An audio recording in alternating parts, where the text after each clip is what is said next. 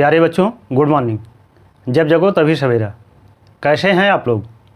उम्मीद करता हूँ स्वस्थ होंगे, मस्त होंगे और पढ़ाई में लगे हुए होंगे। हम लोग कर रहे थे चैप्टर 4 क्वाड्रेटिक इक्वेशन, द्विघात समीकरण। इसमें हम लोगों ने द्विघात समीकरण क्या है, क्वाड्रेटिक इक्वेशन क्या है और कौन कौन से इक्वेशन क्वाड्रेटिक इक्वेशन हो सकते हैं और कौन कौन से इक्वेशन क्वाड्रेटिक इक्वेशन नहीं हो सकते हैं, इसको हम लोगों ने सीखा। इसके बाद हम लोग जानते हैं कि क्वाड्रेटिक इक्वेशन को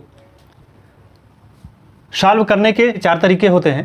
पहला फैक्टराइज यानी गुणनखंड विधि, दूसरा कंप्लीटिंग द स्क्वायर पूर्ण वर्ग विधि, तीसरा यूजिंग क्वाड्रेटिक फार्मूला द्विघाती सूत्र द्वारा और चौथा था ग्राफिंग मेथड द्वारा, जिसमें हम लोगों ने इसके पहले solution of a quadratic equation by factorisation कर चुके।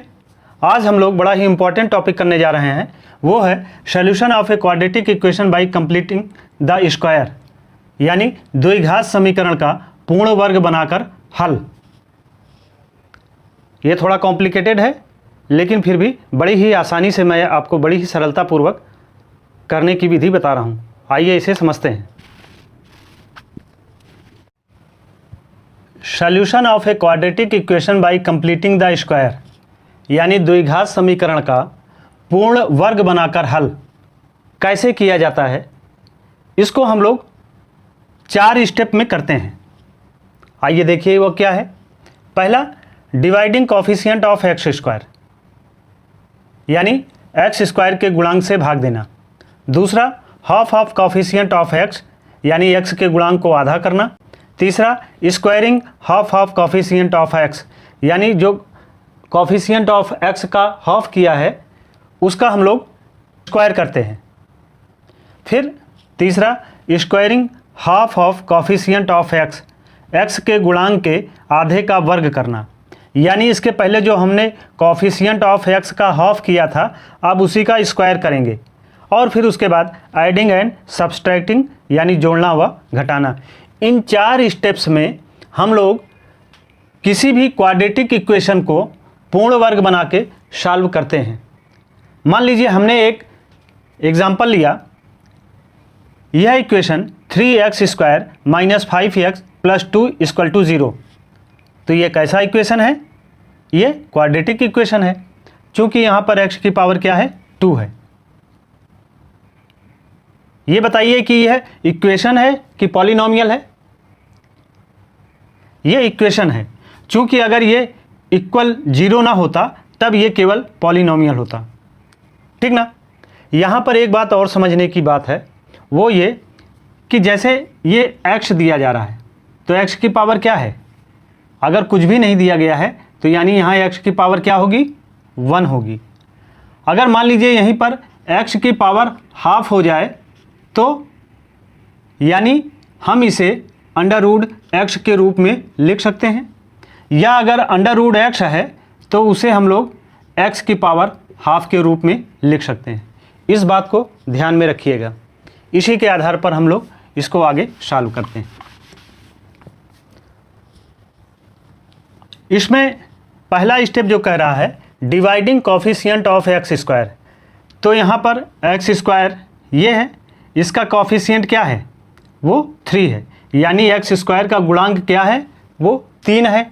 तो सबसे पहले इसके तीनों पदों में और इक्वल साइड के बाद भी जो है इन सभी को हम एक्स स्क्वायर के कोफिशिएंट 3 से डिवाइड करते हैं। तो फर्स्ट स्टेप में क्या करेंगे? 3x square upon 3 minus 5x upon 3 plus 2 upon 3 and equal to 0 upon 3। तो ये क्या आया? यहाँ 3 से कैंसिल हो जाएगा, तो ये हो गया x square minus 5/3x plus 2/3, और 0 को जब 3 से डिवाइड करेंगे तो क्या आएगा? 0 ही आएगा। तो ये पहले स्टेप में हमने क्या किया? Dividing coefficient of x square, x square के कोफिशिएंट से हमने सभी को भाग दिया। भाग देने के बाद ये आया, ठीक। सेकेंड स्टेप में क्या करना है? सेकेंड स्टेप में हमें करना है half half coefficient of x, हमें एक्स के कॉफिशिएंट को देखना है जिसको आधा करना है। अब आप ध्यान दीजिए, यह भी एक्स का कॉफिशिएंट है और यह भी एक्स का कॉफिशिएंट है, लेकिन ध्यान दीजिए कि जब हम एक्स स्क्वायर के कॉफिशिएंट से डिवाइड कर लेते हैं उसके बाद जो एक्स का कॉफिशिएंट आता है उसे हाफ करना है, ठीक ना। तो एक्स का कॉफिशिएंट यहाँ क्या है, वो है 5/3, ठीक। और एक्स के कॉफिशिएंट को आधा करने का मतलब है इसे हम 1/2 से मल्टीप्लाई करा दें, तो ये क्या आ जाएगा, ये आ जाएगा 5/6, ठीक। ये सेकंड स्टेप जिसमें हम लोगों ने क्या किया, एक्स के गुणांक को आधा किया। जो एक्स का गुणांक 5/3 है उसको हमने आधा किया और आधा करने पर ये क्या आया, जो 5/6। तीसरे स्टेप में squaring half half coefficient of x, यानी एक्स के गुणांक के आधे का वर्ग करना, यानी एक्स के कॉफिशिएंट का आधा किया, जो आधा आया यानी 5/6 आया। थर्ड स्टेप में क्या करते हैं, इसका हम लोग स्क्वायर करते हैं, यानी 5/6 का होल स्क्वायर, ठीक। ये 3 स्टेप कर लिया। फोर्थ स्टेप में है एडिंग एंड सब्सट्रैक्टिंग, यानी इस इक्वेशन में हम लोग 5/6 के होल स्क्वायर को एक बार जोड़ते हैं और एक बार घटाते हैं, तब ये फोर्थ स्टेप में हो जाएगा x square minus 5/3x plus 2/3 plus 5/6 का होल स्क्वायर माइनस 5/6 का होल स्क्वायर इक्वल टू 0, ठीक ना। यानी इस इक्वेशन में हम लोग एक बार 5/6 के होल स्क्वायर को जोड़ते हैं और दूसरी बार घटाते हैं, इज इक्वल टू 0। अब इसके बाद हम लोग क्या करेंगे कि ये 2/3 और ये 5/6 के होल स्क्वायर को इक्वल साइड चेंज करते हैं, तो ये आएगा x square minus 5/3x plus 5/6 का whole square is equal to, ये इधर जाएगा तो प्लस में हो जाएगा, यानी 5/6 का होल स्क्वायर माइनस 2/3। ये 2/3 जब इधर जाएगा तो ये प्लस में है तो यहाँ माइनस में हो जाएगा, और ये माइनस में है तो ये प्लस में हो जाएगा, ठीक। अब एक चीज़ ये ध्यान दीजिए, यह जो x square minus 5/3x plus 5/6 का होल स्क्वायर, तो ये किस रूप में है, यानी अगर आप ध्यान दें तो ये है a square minus 2ab plus B square, और ये बराबर किसके होता है, हम लोग जानते हैं ये बराबर होता है माइनस बी का होल स्क्वायर। तो यह क्या हो गया, x square minus 5/3x plus 5/6 का होल स्क्वायर, यह जो है a माइनस बी के होल स्क्वायर के रूप में लिखे जा सकते हैं। एक बात यहाँ ध्यान दीजिए, चूँकि यह 5/6 का होल स्क्वायर हमने जो x के गुणांक के आधे का वर्ग किया वो इसके साथ एक बार प्लस हो रहा है, दूसरी बार माइनस हो रहा है, तो यह हमेशा कोई भी इक्वेशन होगा तो यह जो प्लस हो रहा है 5/6 का होल स्क्वायर, मतलब कोई भी डिजिट हो सकती है, तो यह जो वैल्यू प्लस हो रही है वो हमेशा प्लस होगी और यह माइनस वाली हमेशा इक्वल साइड चेंज करेगी। क्यों?